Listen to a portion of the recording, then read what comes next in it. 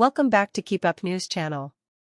Colombia caves to Trump's tariff threat as humiliated socialist leader offers his own plane to migrants.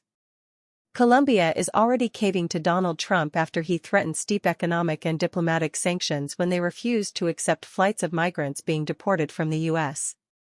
Just 2 hours after President Trump posted online about his intention to impose a 25% tariff on Colombian imports and an immediate visa revocation for government officials, the nation balked. Colombian President Gustavo Petro prevented 2 U.S. military aircraft full of their citizens from landing in the country on Sunday amid a mass deportation effort of those who entered illegally. Additionally, some countries have complained that their citizens have gotten off of the deportation flights in handcuffs and say the U.S. forces are not treating their citizens well. Not even 2 hours after Trump announced his retaliatory efforts against Colombia, Petro released a letter offering his presidential plane to facilitate the dignified return of the compatriots who were to arrive in the country this morning from deportation flights. This measure responds to the government's commitment to guarantee decent conditions, the letter adds. It's not clear if Colombia's president will allow future deportation flights to enter or if this is a one-time offer. But it's a major back down after Trump used the sanctions for Colombia's refusal to cooperate as a warning shot to other Central and South American nations who might refuse to comply with his plan to send flights of migrants back to their countries of origin. Trump announced on his Truth Social account he is imposing a 25% tariff on all goods coming from Colombia, and the punishment will rise to 50% in 1 week's time. I have directed my administration to immediately take the following urgent and decisive retaliatory measures, Trump wrote on Sunday afternoon. Secretary of State Marco Rubio released a statement on the back and forth, claiming that Petro had previously authorized the deportation flights and then canceled them once the planes were already en route. President Trump has made it clear that under his administration, America will no longer be lied to nor taken advantage of, he said. It is the responsibility of each nation to take back their citizens who are illegally present in the United States in a serious and expeditious manner. Colombian President Petro had authorized flights and provided all needed authorizations and then canceled his authorization when the planes were in the air, Rubio added. As demonstrated by today's actions, we are unwavering in our commitment to end illegal immigration and bolster America's border security. Trump announced the tariffs, as well as his imposition of a travel ban and immediate visa revocations on the Colombian government officials and all allies and supporters on social media. All party members, family members, and supporters of the Colombian government also will face visa sanctions, according to Trump's social media announcement.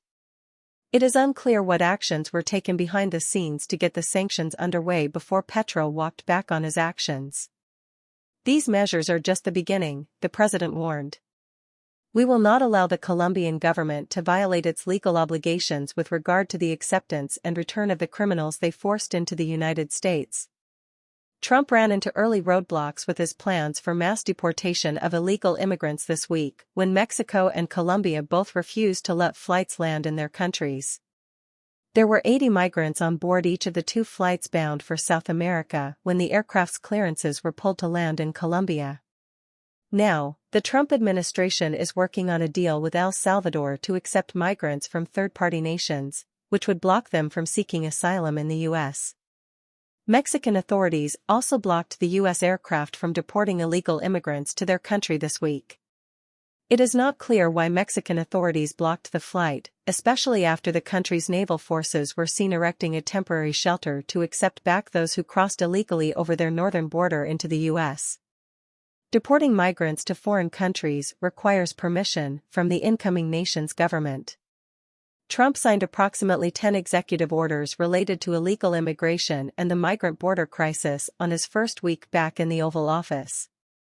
But a plane packed with migrants did not take off from the U.S. after Mexico said it would not permit it to land on their soil. The flight was one of 3 that were set to take off on Thursday.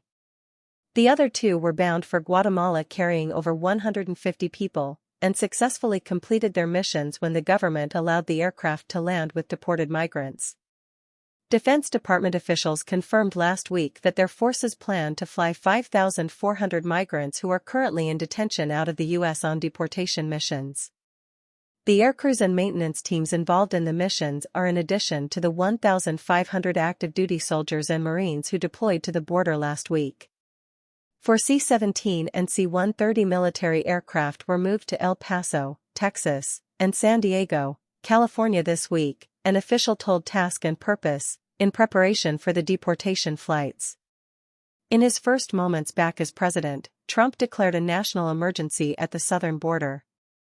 Trump plans to send 10,000 active duty troops to the border as he directed the Defense Department to take full operational control of addressing the national security crisis. Source: dailymail.co.uk. Please like, share and subscribe. Thank you for watching.